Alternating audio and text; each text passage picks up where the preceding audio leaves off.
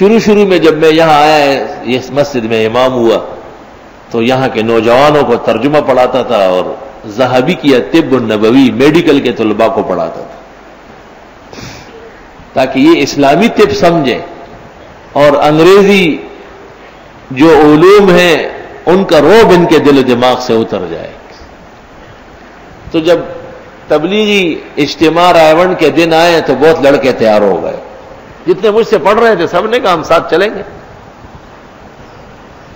تو ہمارے اس محلے میں ایک بڑا معتبر آدمی رہتا تھا اور بڑا تیسمار خان تھا وقت کا. اس نے مجھے کہا کہ لاہور میں ایک ہوٹل میں نے قیام کیا ہے آپ کے دوستوں کے لیے اور رائے سے لاہور جانے کے لیے میں نے گاڑیوں کا انتظام کیا ہے. اصل میں جو لوگ رائے آتے جاتے ہیں ان کو پتہ ہوگا کہ اجتماع ختم ہونے کے بعد پھر لاہور یا کہیں نکلنا بڑا مشکل ہوتا ہے، رش ہو جاتا ہے. اپنی تیار گاڑیاں ہونے چاہیے کہ آدمی فوراً جائے. جس وقت دعا ختم ہو گئی تو اس معتبر تیسمار خان نے مجھے کہا کہ ہماری گاڑی میں صرف آپ کی جگہ ہے. میں نے کہا ہوا خدا کے بندے، میں جو 35 جوانوں کو لے کے آئے ان کا کیا کروں گا؟ کہ ان کو چھوڑو وہ خود جائیں. میں نے کہا یہ غلط ہے. یہ تربیت کرنے والوں اور علم دینے والوں کے اخلاق نہیں ہے. میں نے کہا بس آپ مجھ سے بے فکر رہے. اب وہ کہیں سن رہا ہوگا تو اس کو صدمہ تو ہوگا، لیکن جب اس نے ایسے کیا ہے تو اسے برداشت کرتا رہا. ایک دن مجھے پرچہ دیا کہ جس دن آپ جمعے میں یہ بیان کریں مجھے بتاؤ تاکہ میں کہیں اور پڑھوں.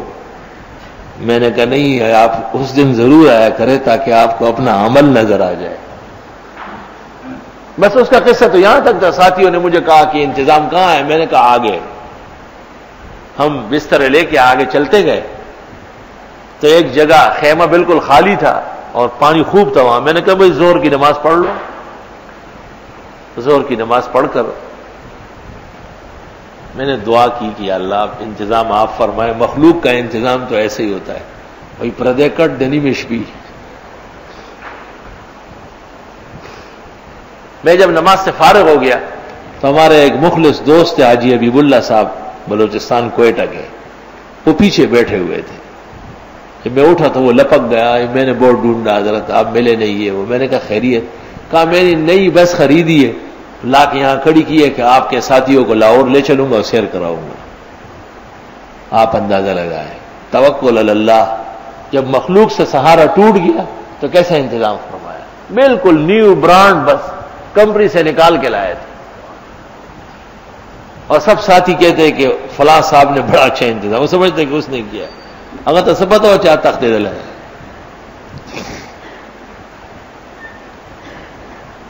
کبھی بھی اللہ تعالی کے نصرت اور امداد سے محروم نہ ہو اور نہ مایوس ہو. لا تقنطوا من رحمت اللہ.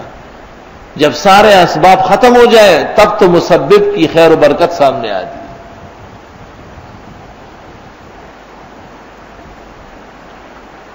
اور بہت دفعہ ایسا ہوا ہے.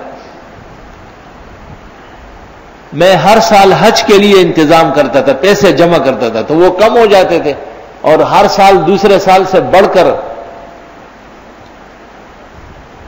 حج کا خرچہ آتا تھا. تو ایک دفعہ رمضان شریف کے اخیر میں میں نے کہا سارے لوگ خرچ کرتے ہیں میں بھی خرچ کرتا ہوں. وہ سارے بانٹ دیے. عید بعد ایک شخص آیا اور اس نے مجھے کہا کہ آپ کے لیے حج ڈرافٹ میں نے بھرا ہے اور دستخط بھی آپ کی طرف سے کیے، اجازت ہے؟ میں نے کہا اجازت. کہا یہ فارم آ گئے لے لو. اللہ لا الہ الا ہو وعلی اللہ فلیتوکل المؤمنون. اس کا ترجمہ اس طرح یاد کرو، جب تم ایک اللہ کے ماننے والے ہو اور توحید کا عقیدہ رکھتے ہو تو صرف ایک اللہ پر سہارا کرو.